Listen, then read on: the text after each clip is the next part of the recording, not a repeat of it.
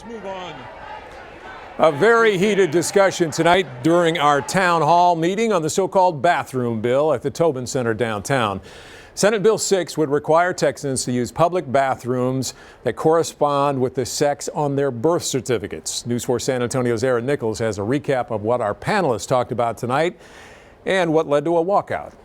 The town hall began with a debate over safety. Mike Konufke with the San Antonio Family Association supports Senate Bill 6. Risking the potential for a predator to go into the girl's bathroom.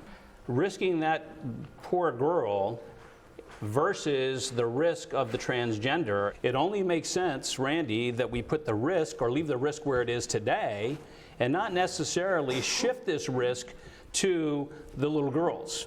Colby Balcom, a transgender Navy veteran, fired back, saying, that risk exists no matter what. So to create legislation that discriminates and puts risks on transgender people is just absurd. When discussing how schools would potentially enforce the bill, Konufke said transgender kids should use the faculty restroom as opposed to student restrooms. That's when a large group of LGBTQ supporters walked out, chanting, "Trans rights are human rights."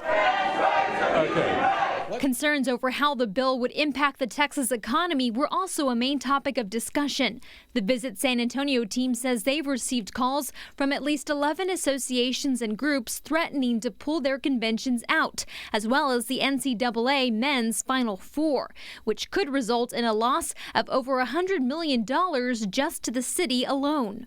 What we need to be worried about is the perception people outside of Texas have about Texas. Balcom, however, said the conversation shouldn't be about money. Arguing over what it'll cost and what it won't cost in terms of dollars and cents, you should be ashamed of yourself. You are talking about my basic human need to use the restroom. Aaron Nichols, News 4, San Antonio.